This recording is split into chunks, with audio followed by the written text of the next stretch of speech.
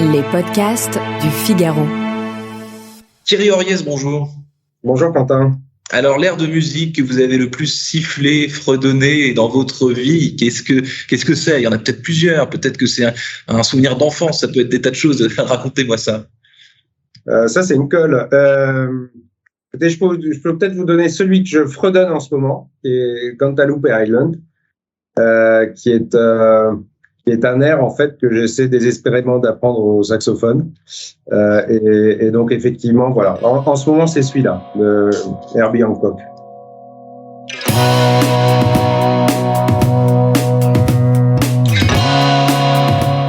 Bonjour à tous et bienvenue au Talk Décideur du Figaro en visio encore avec sur mon écran et par conséquent aussi sur le vôtre, j'espère.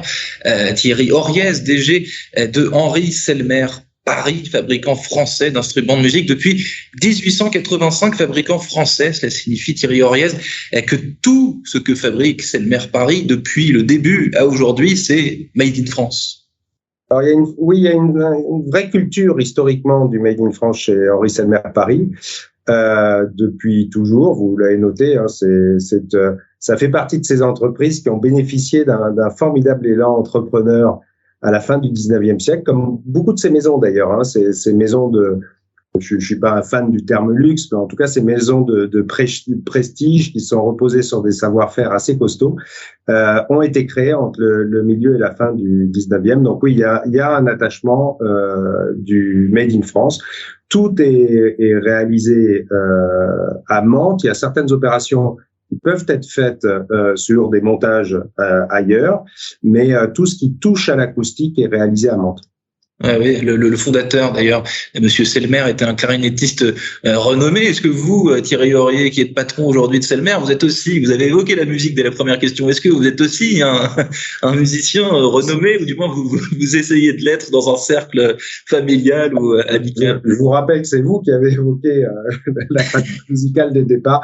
Non, je suis un piètre musicien.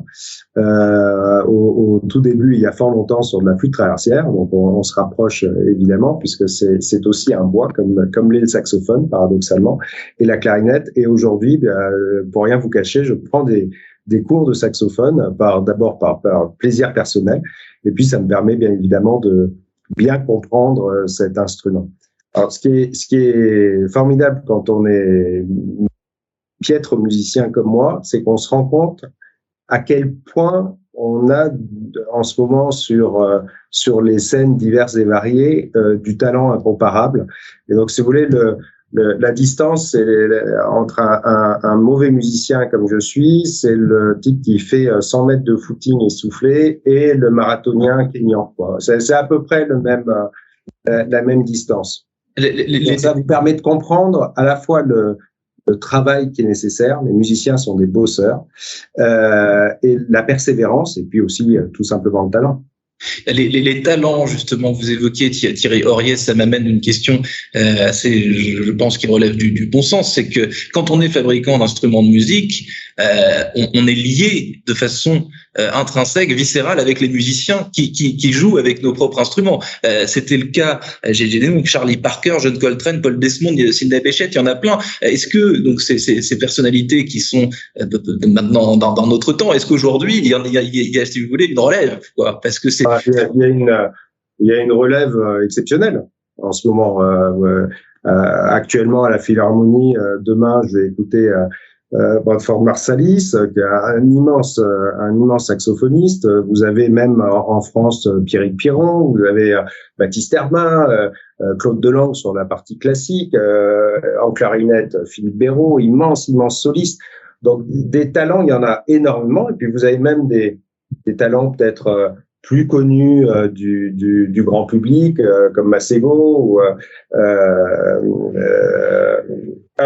FKJ par exemple, qui utilisent aussi le saxophone dans des créations musicales. Donc la musique en ce moment est très diverse, très variée, très dynamique, d'autant plus qu'il y a une culture musicale qui est ancrée et très ancienne, en particulier chez les jeunes générations. Moi, je suis frappé de voir que des personnes qui ont 25-30 ans ont une culture musicale des années 60-70 qui est incroyable. C'est comme si moi, au même âge, j'avais connu tout le répertoire de Maurice Chevalier. Autant vous dire que c'était pas le cas.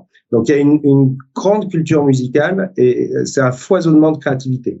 Et pour revenir à votre question, nous, on fabrique des instruments. Donc, un instrument, c'est bien là pour accomplir une tâche. Donc, nous, on est totalement au service des musiciens. Et d'ailleurs, ils sont en permanence dans l'entreprise. Chaque instrument est certifié par un musicien professionnel. Et lorsqu'on développe des instruments, c'est pas un service R&D dans sa tour d'ivoire. Tous les instruments sont développés avec l'aide de nos ambassadeurs qui viennent apporter toutes les améliorations qu'ils souhaitent. Vous parlez d'ambassadeurs, donc j'ai l'impression de faire une interview culturelle quasiment hors l'émission, c'est de l'écho. Mais avant de parler de business et d'économie davantage, vous parlez d'ambassadeurs. Est-ce qu'aujourd'hui les réseaux sociaux, le digital, vous disiez les jeunes générations aujourd'hui ont une culture musicale de dingue. Est-ce que Spotify, les réseaux sociaux, est-ce que ce sont des choses qui jouent en votre faveur dans une certaine mesure? Oui, d'abord on s'en sert, bien évidemment. Je pense qu'aujourd'hui, il n'y a aucune marque qui peut se permettre d'ignorer les réseaux sociaux. Donc, c'est le moyen de communication le plus immédiat, d'autant plus que par la force des choses, pour des raisons aussi de sensibilité, de créativité, nos clients, donc les musiciens, sont très souvent sur les réseaux sociaux et les regardent. Et puis on bénéficie, et ça c'est une force inouïe, il y a une réputation, une notoriété de la marque qui fait que la marque est très souvent citée. Bien sûr que ça nous aide, bien évidemment. Et puis, même en interne, ça nous aide parce que ça nous permet de voir justement, de déceler un peu ce qui est en train de se passer, quels sont les nouveaux courants, que ce soit dans le jazz, dans la pop, en le classique. Il y a plein d'éléments et ça nous nourrit en permanence, bien sûr. Comment évolue, Thierry Horriez, le marché ce marché que vous occupez depuis la naissance de Henri Selmer Paris jusqu'à aujourd'hui? Qu'est-ce qui change? Je ne vais pas vous demander d'être exhaustif, évidemment, mais disons, depuis le début, voilà, vous fabriquez des instruments made in France. Comment est-ce que, et là on va un peu parler de votre actualité, parce que une boîte qui a une réputation telle que la vôtre, elle doit évidemment rester sur un socle de valeurs initiales, mais aussi évoluer, innover à sa manière. Qu'est-ce qui change année après année, décennie après décennie? Ce qui change, c'est la capacité de l'entreprise justement à proposer des instruments qui évoluent, c'est-à-dire qui sont plus fiables, plus justes, parfois plus faciles à jouer, plus adaptés à certains types de musique. Et la force de l'entreprise, y compris d'ailleurs pendant cette période Covid, je trouve ça assez remarquable, c'est que dans une période où quand même la musique était particulièrement touchée, on a beaucoup parlé de la grande faiblesse du culturel pendant la pandémie. C'était nécessaire, mais c'est exact. Les musiciens ont beaucoup souffert. L'entreprise, d'ailleurs, a souffert, bien évidemment, puisque l'entreprise s'adresse aux musiciens que vous évoquiez tout à l'heure, qui sont les musiciens de légende, mais elle s'adresse aussi à l'amateur, elle s'adresse au conservatoire, elle s'adresse aux classes de musique, et tout ça, c'est stoppé quand même. Mais l'entreprise a réalisé un certain nombre de lancements, justement, sur des instruments plus adaptés au marché. On a sorti un saxophone qui est l'Axos, qui se veut justement, alors nous on n'est que dans les instruments professionnels, donc plutôt haut de gamme, très haut de gamme. L'Axos c'est plutôt un instrument semi-professionnel, donc un peu plus abordable, qui a très bien marché. On a lancé le Suprême, qui est considéré comme vraiment actuellement le Stradivarius du saxophone. Donc il y a toujours en permanence des évolutions. Et puis on peut innover sans forcément apporter de la nouveauté. Pendant justement cette période Covid, on a lancé un service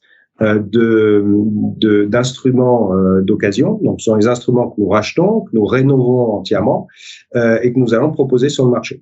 Donc, ça permet d'avoir des instruments qui portent la légende Selmer, qui sont d'une qualité incomparable, mais entièrement refaits à un prix, bien sûr, dans certains cas plus doux. Vous parlez, Thierry Horriez, de prix semi-abordables. Est-ce que les axes de développement d'Henri Selmer-Paris aujourd'hui, c'est de toucher un public plus large? Vous dites que ce sont des professionnels initialement. Est-ce qu'aujourd'hui, vous souhaitez... je cherche un terme qui ne vexera personne et surtout pas vos clients, mais une sorte de vulgarisation d'accessibilité des produits que vous vendez? Alors, on cherche pas forcément cette accessibilité à tout crin, parce qu'on a cette exigence de qualité. Et fabriquer un instrument et le fabriquer dans les règles de l'art, ça demande beaucoup de savoir-faire, ça demande l'intervention de beaucoup de métiers, à peu près une centaine de métiers à Mantes. Ça demande beaucoup de formation sur un saxophone qui est un objet entre guillemets unique. Vous avez quasi entre 650 et 700 pièces qui sont faites de manière unitaire, assemblées, réglées. Il y a beaucoup de réglages sur ces instruments-là. La clarinette, c'est exactement du même acabit. Donc, rentrer dans une logique de prix le plus bas, c'est pas tellement notre ambition. D'autres le font, ils le font bien, parfois pas bien du tout d'ailleurs. On veut pas rentrer dans cette arène-là. Notre enjeu, c'est vraiment de faire en sorte qu'on soit au service des musiciens, amateurs, qui parfois des amateurs peuvent avoir de l'argent, des professionnels, mais en tous les cas rester sur ce créneau haut de gamme. Haut de gamme. Dernière question, Thierry Horriez, chez Baccarat, Christophe, JM Weston, c'est vos employeurs précédents. À chaque fois, le produit n'est pas le même, mais l'univers, celui du luxe, du savoir-faire à la française, est toujours là. Est-ce que c'est une ligne directrice de votre parcours? Au tout début, je crois que vous étiez chez Le Sueur, ce qui n'avait pas grand-chose à voir. Mais est-ce que petit à petit, ce savoir-faire à la française, cet héritage haut de gamme, est-ce que c'est un truc qui vous tient à cœur et dans lequel vous vous sentez bien finalement? C'est ce qui me porte. J'ai une chance incroyable de faire ce métier-là, très honnêtement. Alors, je me suis beaucoup amusé en grande consommation et j'étais jeune directeur marketing chez Le Sueur et je recherchais deux choses finalement. La capacité à être plus proactif dans mes décisions, dans une approche peut-être plus entrepreneuriale, sur des structures plus... le terme est à la mode, mais plus agile, avec un peu plus d'entrepreneuriat. Et puis chercher autre chose, qui était être plus proche de la gestion de la création. Je crois beaucoup à la création et à la créativité, ce qui n'empêche pas le côté rationnel qu'une entreprise doit avoir et la qualité de l'exécution. Mais je crois beaucoup à cela. Et je suis allé le chercher chez Baccarat, où il y a eu justement ces logiques de transformation assez importantes. Et c'est vrai que petit à petit, je me suis intéressé à ces univers qui sont des univers où vous avez une dimension de process, une dimension, c'est pas vraiment industrielle, c'est un bien grand mot, mais en tous les cas, il y a cette logique de répétabilité malgré tout, mais toujours avec une composante artisanale très importante, et donc de l'humain, et donc de la formation, et donc de la transmission, et aussi la nécessité de faire évoluer les choses, parce que si vous réinventez pas, vous mourrez. On en a des exemples tous les jours. Ouais. Donc Thierry Horriez, évidemment, amoureux de la France, du savoir-faire français, du luxe à la française, DG de Henri Selmer-Paris et clarinettiste, parfois à ses heures perdues. Misérable saxophoniste. Misérable saxophoniste. Pour être plus précis. Merci infiniment d'avoir répondu à mes questions pour le Talk Décideur du Figaro. Je vous souhaite une excellente fin de journée. Merci à vous. Au revoir.